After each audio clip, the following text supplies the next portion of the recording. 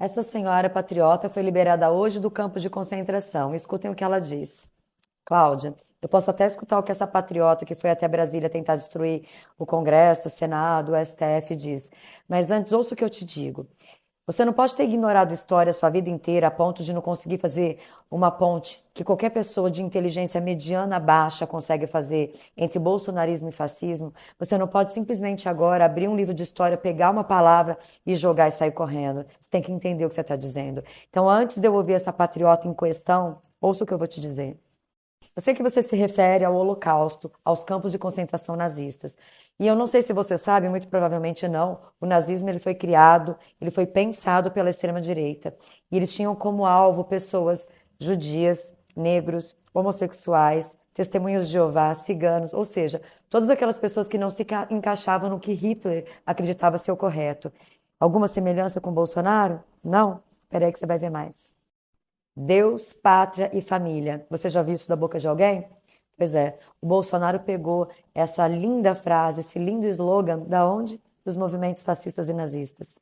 Não, e não foi Bolsonaro que importou esse tema diretamente da Itália, da Alemanha para cá. Esse tema veio parar no Brasil em 1930, durante o integralismo. Deus, pátria e família serve como ponto de partida para entender as propostas do movimento que ficou conhecido como fascismo brasileiro.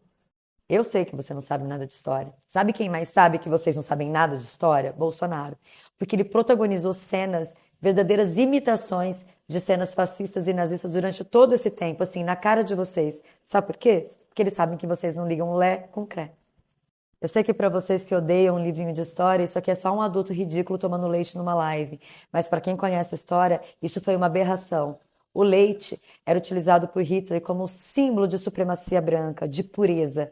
Então os adultos tomavam leite para mostrarem que eles eram a favor da supremacia ariana, da raça branca. Isso foi representado inclusive num filme do Tarantino, Bastardos Inglórios. Nessa cena aqui, ó, esse coronel chega numa casa de franceses e toma um copo de leite antes de exterminar toda a família.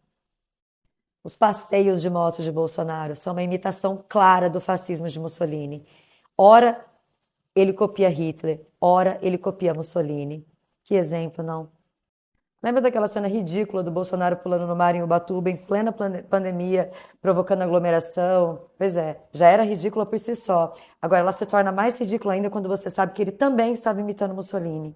Pois é, eu lembro que na época eu fiquei assim, chocada, duplamente. Novamente Bolsonaro, repetindo uma cena grotesca, ridícula, que Hitler protagonizou há anos atrás. Qualquer semelhança não é mera coincidência. Quando você compara o ginásio da Polícia Federal com o campo de concentração, você mostra duas coisas para mim. A primeira é óbvia, eu já disse algumas vezes, você não entende porra nenhuma de história. E a segunda é que você é muito, muito desrespeitosa. Bom, agora que nós já sabemos que você idolatra uma pessoa que idolatra os criadores desse tipo de campo de concentração, vamos conhecer o que era um. Esse aqui é um campo de concentração. Essas crianças estão no campo de concentração na Polônia, chamada Auschwitz. Essas crianças, elas dariam a vida para terem um marmitex desses que essas dondocas estão com nojinho de comer. Isso é um campo de concentração. As pessoas morriam de fome, de sede e de frio depois de trabalhos exaustivos que elas eram submetidas por pessoas que têm o mesmo pensamento das pessoas que você apoia. Elas não ficavam em campos de concentração fazendo live, não. Sabe, Cláudia, nem, mesmo não tendo um parente que tenha morrido diretamente, né, não que eu tenha notícia, em campos de concentração, eu como uma pessoa que estuda a Segunda Guerra e o Holocausto há muitos anos, eu fico assim profundamente ofendida com dondocas como você fazendo esse tipo de comparação. É desumano, é horroroso, não é só burro. Porque burrice vocês fazem a todo tempo. O que você está fazendo agora é uma desumanidade. Agora você quer saber o momento da nossa história recente que me lembrou muito um campo de concentração? Eu vou te mostrar.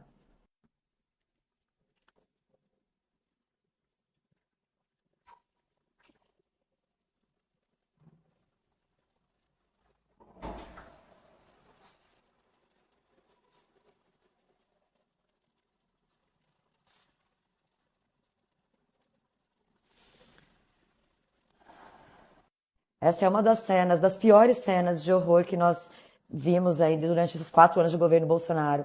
Isso se aproxima muito do que foi um campo de concentração. Isso se aproxima muito do que foi entrar numa câmara de gás e morrer asfixiado.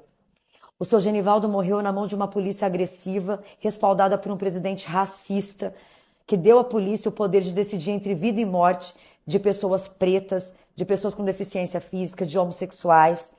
Isso é uma política muito, mas muito mais parecida com o que foi de fato os campos de concentração do que esse ginásio que está quase uma colônia de férias perto do que as outras pessoas passam no Brasil.